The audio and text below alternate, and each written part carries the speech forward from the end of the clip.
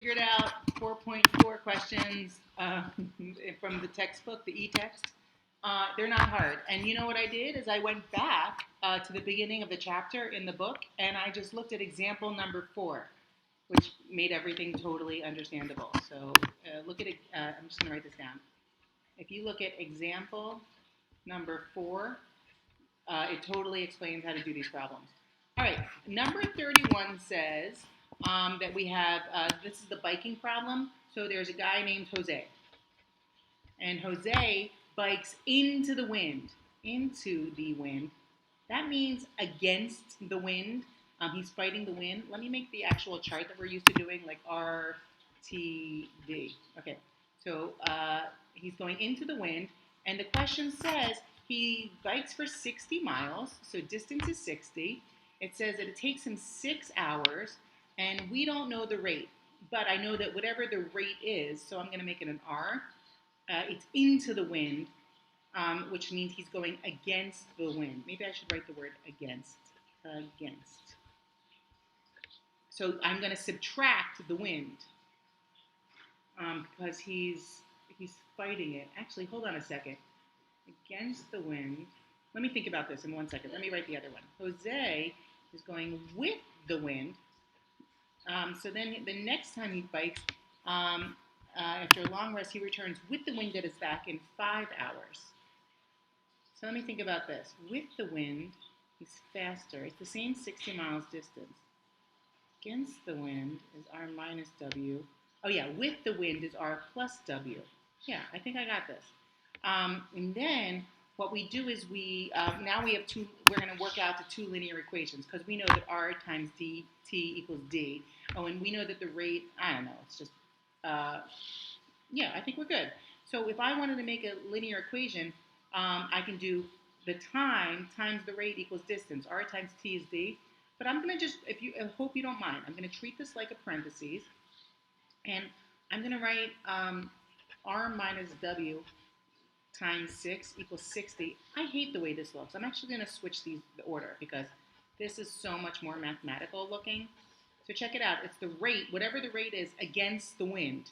So he's battling the wind. Let's see. And then the next line, I'm going to rewrite it. I hope you're okay with me switching the order when I write it.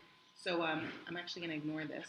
And I'm going to write that one as 5 times R plus W equals 60.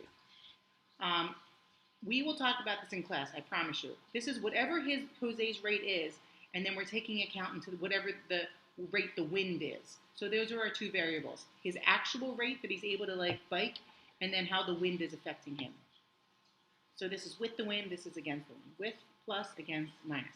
Anyway, I could distribute these equations as is, or I could make a wise choice here. Check it out. My wise choice is, hey, this line, it's 6 times something equals 60. Why don't I divide the whole equation by 6? So that can become, let's see, 6 divided by 6 is nothing. I'm left with the R minus 1 on that side, equals 10. Think about that. I could have done the distribution step, and I can still do it later in class if you want me to. I was just thinking about how we can make each equation a little simpler. Like on this one, I can divide each one by 5. So I end up with R plus W equals 60 divided by 5 is 12. And I actually don't need these parentheses, so I'm going to turn that into R minus W equals 10, R plus W equals 12. I hope you understand that I'm just playing with the lines to make them simpler. Look at this. R minus W equals 10, R plus W equals 12. If I add those together, the W's eliminate. And I end up getting 2R equals 10 plus 12 is 22. I can divide both sides by 2.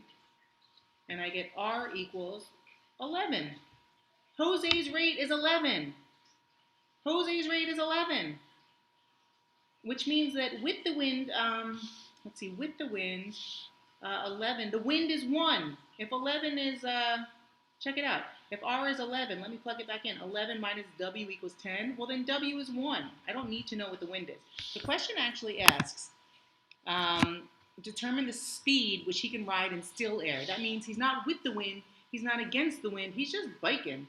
Oh, and the effect of wind had on his speed. That is the question. So his rate is 11, I should have said miles per hour. That was very sloppy of me. And the wind affects by having the wind either increases his speed by 1 or decreases his speed by 1. Oh my gosh, I totally get it. I will explain this in class again, I promise.